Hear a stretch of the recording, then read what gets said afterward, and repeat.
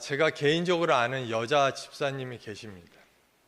그분은 사시는 곳은 저희 나라 남해의 한 섬에서 살고 계시는데, 그 섬에서 물고기 양식을 하면서 살고 계세요.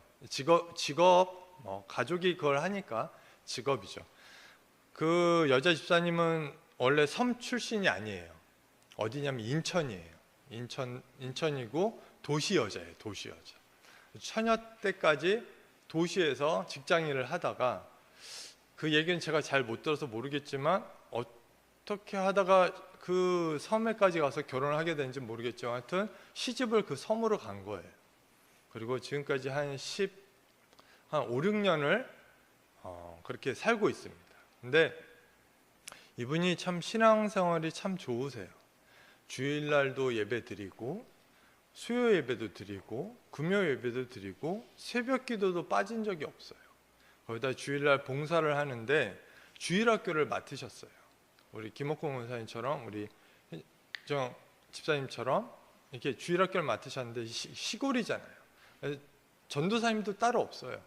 그래서 거의 반 전도사님처럼 모든 걸 해요. 설교 빼놓고 모든 걸 해요. 아이들과 찬양과 율동도 하고 뭐 만들기도 하고 뭐 하여튼 그 주일학교에서 온 힘을 다 써요. 헌신을 다해요. 그래서 거의 뭐 그 교회에서 없어서는 안 돼. 신앙이 항상 모범이 되시는 분이에요. 그리고 또 이분이 발이 넓으신지 지역이 아니라 좀 멀리 살고 있는 어디 강원도, 충청도 살고 있는 몇 분의 목사님들을 이렇게 알고 계세요.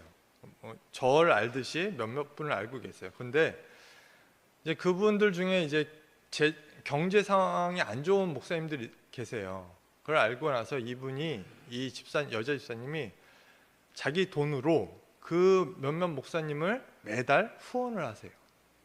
매달 후원을 하세요. 한 번도 빠진 적이 없어요. 제가 알고는 한 번도 빠진 적이 없어요. 대단하세요. 하여튼 이분은 뭐 예배면 예배, 봉사면 봉사, 그리고 주의 종이라고 섬기는 건 또 섬김, 어느 것 하나 빠짐이 없어요. 근데 그러다 어느 날 그 섬에 어떤 젊은 목사님이 왔대요.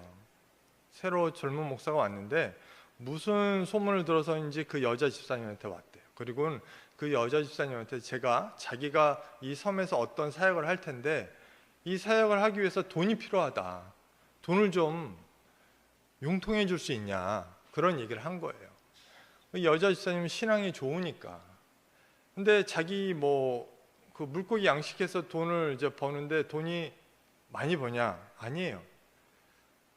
생활비 쓰고 매달 그 목사님한테 이렇게 후원 보내고 나면 항상 영원이래요. 마이너스가 안 나고 항상 영원이래요. 더하지도 않고 덜하지도 않고 항상 영원이래요. 근데 자기한테 돈이 없는데 자기한테 무슨 소문을 들은지 자기한테 그걸 빌려달라고 하니까. 근데 이게 그냥 빌려달라는 게 아니라 이 섬에 사역을 위해서 빌려달라고 하니까 이 집사님이 그 목사의 말을 듣고 또 믿고 자기가 아는 모든 사람한테 돈을 손을 내밀어서 빌린 거예요. 근데 그 돈이 200만 원이 아니라 2천만 원인가 정도 되는 거예요. 큰 돈이죠. 그리고 그 목사한테 준 거예요. 예상하셨겠지만 그 목사는 그날 밤에 야반도주합니다. 야반도주해버립니다. 알고 봤더니 그 목사가 다른 시골 지역에서 그런 식으로 한두 번 해본 것 같아요. 그리고 그 한 적에서 한 번 하다가 그 교회에 있는 목사들, 그리고 그 목사 교단 출신들 목사님들이 이 사람을 더 이상 목사 아니다 제명을 한 거예요. 그러니까 이 사람이 다른 지역으로 간 거예요. 다른 지역은 모르잖아요. 목사입니다 하고 오면 예 그러십니까 그러지. 저희가 잠시만요, 이력서 제출하시고요, 주민등록번 떼어 오시고요, 저희가 그렇게 확인합니까? 그렇게 안 하잖아요. 목사님인가 보다, 그렇게 하는 거죠. 근데 그 말만 믿고 그렇게 돈을 빌려줬는데 그날 밤에 야반도주란 거예요. 이 집사님은 지금 매달 자기 집에 통장에 마이너스도 안 되고 0인데 갑자기 마이너스 2천만 원이 찍힌 거예요. 어떡하겠어요? 꿍꿍꿍 앓고 있는데 이 얘기가 흘러 자기 남편에까지 들려간 거예요. 근데 이 남편분은 교회를 안 다니세요. 섬에서 태어나서 지금까지 사는데 안 다니세요. 그냥 자기 부인이 다니는 거 오케이. 왜? 그 섬에 살면 여러 신들이 있고 그 신들한테 막 빌어서 우리 부자 되게 해주세요. 하나님도 그런 신이라고 인식하는 거예요, 이 남편분. 그래서 너 열심히 교회 다녀. 그랬는데 교회 열심히 다녀 하라고 했지 내가 언제 빚을 2천만 원 지라고 그랬어. 그래서 막 노발레발하고 이 여자 집사님 집에도 이틀이나 못 들어갔대요. 화가 너무 많아. 남편을 피해서. 뭐 어떻게 할 방법이 없어서 할 수 있는 거라고는 동네 알바를 했대요. 알바에서 얼마 번다고 2천만 원 언제 갚겠어요. 그래도 조금이라도 어떻게든 해보겠다고 했는데 신기한 일이, 기적 같은 일이 벌어진 거예요. 그 여자 집사님 통장에 2천만 원이 딱 입금이 된 거예요. 이게 웬일이지? 보니까 몇 년 전에 그 물고기 양식하다가 재해를 당했는데 보험회사에서 이걸 처리를 해줘야 되는데 이런 관례가 없었던 거예요. 너무 특이한 상황이에요. 그래서 이거를 해결을 해줘야 되나 말아야 되나 보험회사가 어쩔 줄 모르고 몇 년이 흘렀는데 다른 지역에서 똑같은 사건이 일어나고 법정 싸움이 일어나는데 판결을 해줘라, 아니 보상을 해줘라는 판결이 일어났어요. 그러니까 이 보험회사가 그 판결 듣자마자 몇 년이 지나자마자 바로 입금을 해준 거예요. 이 여자 집사. 그 2천만 원 생겨서 어떻게 해요? 바로 갚아버렸죠.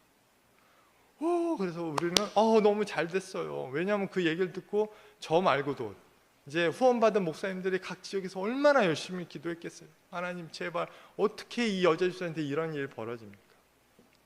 그런데 그런 기적 같은 일을 주고 정말 그 빚이 깔끔하게 해결이 됐어요. 정말 다행입니다. 그런데 이 여자 집사님의 그 다음 신앙생활은 어땠을까요? 이 여자 집사님 신앙생활은 어땠을까요? 여전히 주일 예배 드리고요, 여전히 주일학교 예전과 똑같이 섬기고요, 수요 예배, 금요 예배, 새벽 기도 빠진 적이 없다고 합니다. 더 나아가서 이전에 목사님들이 후원했던 거 여전히 계속하고 계십니다. 저는 그 여자 집사님의 신앙의 생활을 보면서, 그 여자 집사님의 얘기를 들으면서 저는 아무리 목사지만 제가 고개가 숙여지고 또 배운다, 이게 신앙생활이지 라는 걸 배워요. 제가 만약에 그 여자 집사님이라면 정말 내 온 힘을 다해서 섬기고 있는데 하나님의 이름으로 내가 피해를 당했어요. 내가 사기를 당했고 어려움에 빠졌어. 그러면 내가 하나님을 향한 마음이 어떨까? 예전과 같을까? 그래서 내가 힘을 내서 예전과 같이 똑같이 섬길 수 있을까? 예전과 같이 똑같이 봉사할 수 있을까? 예전과 같이 똑같이 예배에 참석할 수 있을까? 예전과 같이 똑같이 목사님들에게 후원할 수 있을까? 내가 이렇게 열심히 했는데 하나님은 왜 나를 보호하지 않으시고, 왜 하나님은 나를 모른 채 하시고 이 어려움을 겪게 하실까? 그런 원망이 나오지 않을까?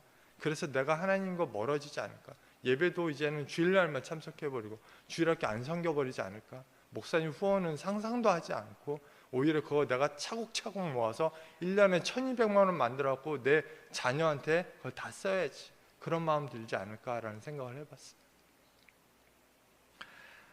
오늘 저희가 읽은 본문은 여기에 적혀있듯이 요한이라는 사람이 감옥에 갇히는 장면을 기록했습니다. 여기서 요한은 세례 요한입니다. 세례 요한 아시죠? 세례 요한, 예수님한테 세례 주고 했던 그 세례 요한입니다. 근데 이 세례 요한이 지금 감옥에 갇혀요. 왜 감옥에 갇히냐면 이스라엘이 이렇게 길어요. 이렇게 저희 나라처럼 이렇게 긴데 이 반을 뚝 잘라서 남쪽은 저희가 잘 아는 빌라도가 관리를 하고요, 위쪽은 헤롯이 관리를 해요. 헤롯 왕이라는 사람. 헤롯 왕이 관리를 하는데 이 세례 요한이 헤롯 왕이 한 어떤 잘못이 있어요. 그 잘못을 말하는 거예요. 너 그런 거 하나님한테 죄야라고 말을 하는 거예요. 여러분 잘 아시겠지만 세례 요한이 성경에 첫 등장하자마자 했던 말이 있어요. 그게 뭐죠? 예, 맞습니다, 원사님. 다음에 설교하셔야 되겠어요. 맞아요. 회개하라, 천국이 가까웠느니라. 얘기해요. 사랑합니다, 축복합니다, 행복하세요, 이 얘기가 아니라 뭐예요? 회개해, 너희들 다 지옥 간다. 그래야 너네 회개해야 돼. 안 그러면 천국 못 가. 세례 요한이 성경에 제일 먼저 등장해서 했던 말이 뭐예요? 지적질하는 거예요. 너 괜찮겠어? 그러고도 천국 갈 수 있겠어? 이 지적질하는 거예요. 대상은 이스라엘 살고 있는 온 이스라엘 백성들. 그게 제사장이든 바리새인이든 사두개이든 상관없어. 그냥 닥치는 대로 그냥 마음에 안 들면 다 찔러댑니다. 한마디로 세례 요한은 어떤 사람이에요? 입 바른 사람, 자기 하고 싶은 말, 틀린 건 절대로 눈 감고 못 넘어가는 사람이에요. 근데 지금 그 세례 요한이 이스라엘 북쪽을 관리하고 있는 헤롯 왕의 어떤 잘못을 지적하는 거예요. 헤롯 왕이 자기 이복 동생의 부인을 자기 부인으로 만들어 버렸어요. 이복 동생이 멀쩡히 남자 동생이 살아 있는데 그 동생의 부인을 자기 부인으로 만들어 버린 거예요. 이스라엘은 이런 관습이 있어요. 자기 남자 형제 중에 형이 죽어버렸어요. 그러면 그 형수가 과부가 됐잖아요. 그 자녀는 이제 조카는 고아가 됐고, 그러면 이스라엘에서는 어떻게 하냐면 그 형수를 그 남자 동생의 부인으로 삼아요. 이게 관습이에요. 왜 이게 관습이 됐냐? 이 당시에는 이스라엘 땅에서 여자가 혼자서 일을 해서 벌어먹고 살 수 있는 풍토가 아니에요. 여자한테 일을 절대 안 줘요. 남자한테만 줘요. 여자한테 일을 안 줘요. 그러면 여자가 뭐 해야 되냐? 먹고 살려면 과일 있잖아요. 과일 나무에서 떨어진 거 있죠. 과일 그거 먹어야 돼요. 곡식 배다가 곡식 떨어져 있죠. 그거 긁어서 먹어야 돼요. 근데 그게 365일 계속 떨어져 있어요. 아, 이건 과부용이야. 먹으면 안 돼라고 이스라엘 사람이 그럴까요? 아니잖아요. 멀쩡한 거 맛있으면 지나가다가 먼저 준 놈이 임자지. 그 과부용이 어디 있어? 설사 사람들이 양보했다 해도 들짐승이나 새가 와서 쪼여 먹을 거 아니에요. 과부가 먹을 게 있겠어요? 아무것도 없죠. 그럼 뭐가 돼요? 굶어 죽는 거예요. 관습상 그게 뭐예요? 살려라. 여자 혼자서 뭘 할 수 없으니 그 여자를 가족으로 받아들여 이 여자를 먹여 살려라는 관습이에요. 단, 네 형이 죽으면, 네 형이 살아있는데 형수를 뺏어오면 뭐가 돼요? 간음이 되는 거예요. 10계명이 7번째 계명을 어기는 거예요. 그럼 뭘래요? 돌로 쳐 죽여야지. 죄와 사람을 살리는 선과의 그 선은 굉장히 얇아요. 형이 죽으면 내가 데려오면 선이 되는 거고, 살아있는데 데려오면 뭐가 돼요? 죄가 되는 거예요. 돌로 쳐 죽이는 그런 큰 벌이에요. 근데 이스라엘 땅에 헤롯이라는 사람이 지금 어떻게 해요? 자기 형도 아니고 이복 동생의 부인을 자기 부인으로 받아들여요. 헤롯은 그렇다고 쳐, 남자니까. 그러면 이 여자는 뭐예요? 지금 자기 아주버니한테 간 거 아니에요? 부인된 거예요. 원래는 이 여자가 더 원한 거예요. 더 원하고. 세례원이 이걸 보고 가만히 있겠어요? 야, 이 헤롯아, 네가 감히 하나님의 간음하는 죄를 범냐? 야, 이 왕비 헤로디아야, 네가 감히 하나님의 간음하는 법을, 너희들은 다 돌로 쳐 죽여야 된다. 이 얘기를 한 거예요. 근데 차마 이거를 바로 열받아서 헤롯이 그 당시 거기 지역이니까 로마 병사를 몰아서 그냥 요한을 죽일 수 있잖아요. 근데 못 죽여요. 왜 못 죽일까? 처음에 등장했을 때 회개하라, 천국이 가까웠네 했는데 사람들이 어떻게 해요? 구름대처럼 요한을 따라다녔잖아요. 요한이 하는 말만 아멘 아멘 그러고 요한이 가는 곳에 우르르 갔다가 다 쫓아다니고. 좀 이따 설명드리겠지만 요한한테도 제자가 있었어요. 요한을 향해서 선생님 하면서 따르는 제자까지 있어요. 이 정도로 이스라엘 백성들이 신망을 받는데 함부로 이 사람 죽였다가 그 요한을 따르던 사람들이 반란을 일으키면 로마 병사들에서 제압은 하겠지만 이 소식이 로마 정부로부터 가서 질책이 오겠죠. 야, 헤롯, 너 거기 가서 잘 관리할 땐 반란을 일으키게 만들어? 너 거기서 뭐하고 놀길래 하라는 짓을 안 하고 뭐하고 있어? 너 나가. 잘라버릴 수 있죠. 헤롯이 그걸 정치적으로 생각을 해서 이러지도 못하고 저러지 못하고 한 행동이 뭐예요? 자기한테 자기 치부를 드러내는 요한을 잡아다가 감옥에 넣는 거예요. 감옥에 넣으면 적어도 그 감옥에서 아무리 떠들어봤자 바깥으로 나가지 않으니까 거기까지만 넣어놓은 거예요. 여기까지 한 거예요. 세례 요한을 따르던 사람들이 있을 거 아니에요. 근데 세례 요한이 지금 감옥에 갇혀버렸어요. 어떻게 해요? 뭘 해야 할지 모르는 거예요. 이걸 뭘 어떻게 해야 될까? 우리가 뭘 할까? 제자들한테 물어봐요. 야, 너희 선생님 제자잖아. 너희들 뭐라도 좀 해봐. 제자가 뭘 알겠어? 알았어, 잠깐 기다려. 그리고 이 제자들이 세례요한이 갇힌 감옥에 갑니다. 그게 마태복음 11장 2절에서 5절이 있습니다. 세례요한의 제자들이 감옥에 갇힌 세례요한한테 갑니다. 그리고 물어봅니다. 스승이시여, 선생님이여, 저희가 이제 뭐 해야 됩니까? 당신이 갇혀있고 당신을 따르던 사람들이 뭘 해야 할지 몰라 우왕좌왕하고 있습니다. 제발 알려주십시오 라고 얘기합니다. 세례요한이 이렇게 얘기합니다. 너희들이 이제부터 해야 할 걸 알려줄게. 그래서 알려주는 게 뭐냐면 가서 예수라는 사람이 있어. 그 사람한테 가서 물어봐. 이렇게 얘기합니다. 예수라는 사람이 있어. 가서 그 사람한테 가서 물어봐. 앞으로 너희들이 무엇을 해야 할지. 제자들은 그 스승의 말을 듣고 예수님을 찾아갑니다. 마태복음 11장 10절에서 15절까지의 말씀입니다. 물어봅니다. 예수여, 우리가 어떻게 합니까? 너희들은 이제부터 하나님 백성을 어떻게 하고 너희들은 나를 따르고 그 얘기를 해줍니다. 이 제자들은 이 세례 요한의 제자들은 그 이후로 이제 등장하지는 않지만 아마 예수님을 따라다녔을 겁니다. 세례 요한은 감옥에서 사실은 이 제자들과 자기를 따르는 사람들에게 마지막으로 배려를 해준 겁니다. 어떤 배려냐면 자기는 이제 끝났으니 앞으로 그리고 이 이스라엘을 구원할 구원자이신 예수를 따라야 된다. 이 얘기를 돌려서 해준 거예요. 이걸 만약 직접적으로 얘기했으면 아마 이 제자들이 그랬을 거예요. 아유, 어떻게 우리가 그럴 수 있냐고, 어떻게 우리가 스승이신 세례 요한을 배반할 수 있냐고 이렇게 얘기했을 거예요. 그럴까봐 돌려서 얘기한 겁니다. 그래서 제자들은 그냥 아무 생각 없이 가서 예수한테 물어보고 예수의 얘기를 듣고 그 뒤로는 세례 요한의 제자에 대한 얘기는 안 나옵니다. 세례 요한이 자기가 끝날 것을 압니다. 사실은 이전부터 압니다. 그리고 자기를 따르던 사람들에게도 얘기합니다. 이전에 세례 요한이 여기저기 다닙니다. 세례 요한이 일로 가면 사람들이 일로 따라오고, 세례 요한이 일로 가면 이쪽으로 따라옵니다.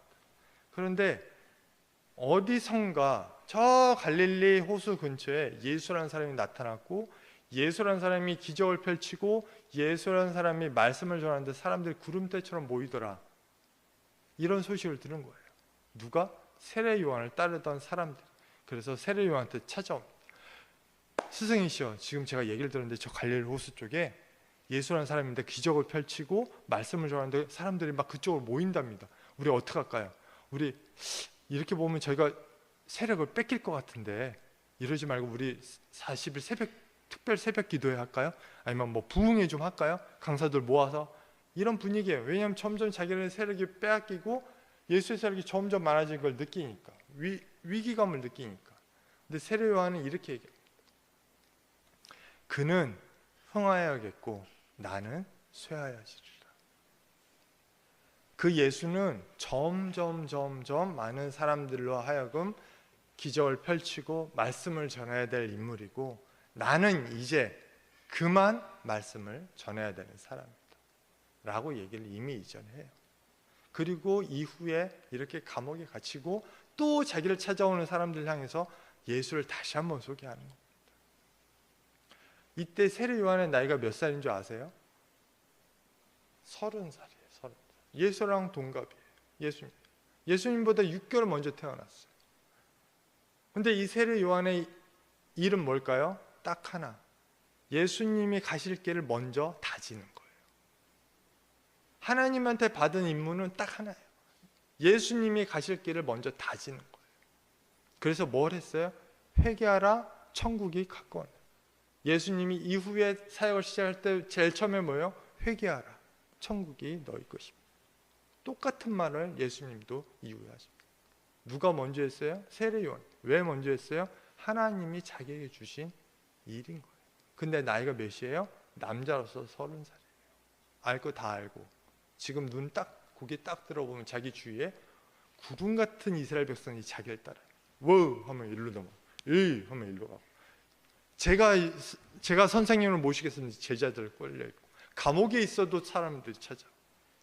이쯤 되면 남자 30살로서 욕망을 한번 가질 필요 있잖아요. 잠깐만, 이렇게 사람이 나를 잘 따르는데 나도 좀 뭔가를 해볼 수 있지 않을까? 아니, 그 이스라엘 관리하는 것도 남쪽은 빌라도가 하고 북쪽은 헤롯이 하듯이 사역, 남쪽 사역은 예수 보고 하라고 그러고 북쪽 사역은 내가 하지.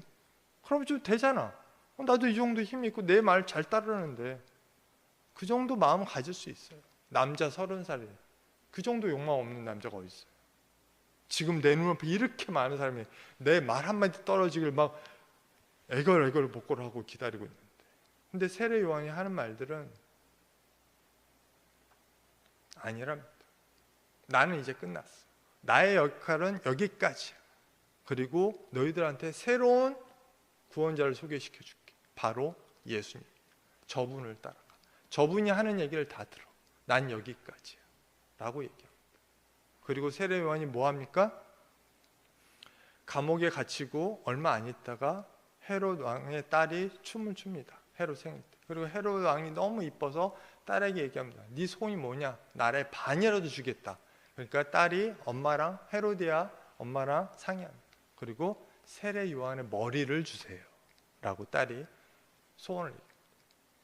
헤롯은 계산을 막 하죠. 어떻게 할까? 지금 딸하고 가족만 있는 게 아니라 되게 높은 사람들도 같이 있어요. 그 사람들 앞에서 얘기한 거예요. 자기 이걸 어기면 자기 명예가 실추되는 거예요. 신뢰가 없어지는 거예요. 고민하다가 결국은 세례 요한을 목을 칩니다. 세례 요한이 몇 살일까요? 그렇게 죽은 게 많아야 제 생각엔 31일 겁니다. 기껏해야 그가 세례 요한이 사역한 건 그렇게 길지 않아요.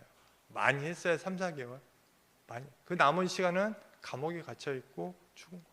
그 3, 4개월 동안에도 엄청난 인기를 얻었음에도 그 인기를 어떻게 해요? 하나도 누리지 않고 어떻게 해요? 자기 스스로 거부하고 내 거 아니야, 내 거 아니야. 그래서 뭘 받아요? 돈을 받아요, 명예를 받아요, 나라를 받아요, 땅을 받아요. 뭘 받아요? 감옥행이고 사형. 예수님께서 이런 세례 요한의 모습을 보시고 이런 말을 해요. 사람이 태어난, 이 세상에 태어난 중에 제일 큰 자는 세례 요한이다. 세례 요한.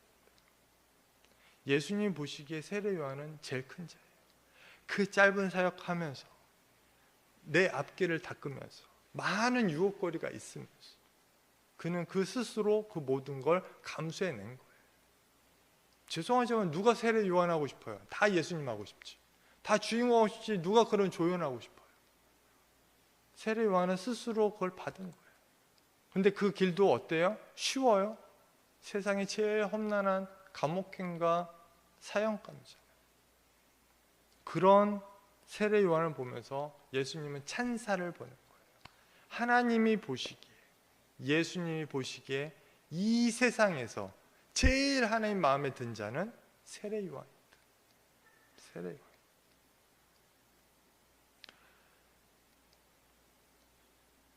우리는 믿음을 가졌습니다. 하나님을 향한 믿음을 가졌어요. 그리고 믿음 생활을 해요. 그 믿음 생활 중에 어떤 때는 즐거울 때도 있고 어떤 때는 괴로운 고난들도 있어요. 중요한 건 그런 때, 좋을 때, 나쁠 때 이후에 우리의 마음 상태는 어떤가입니다. 어떨까요? 좋을까요?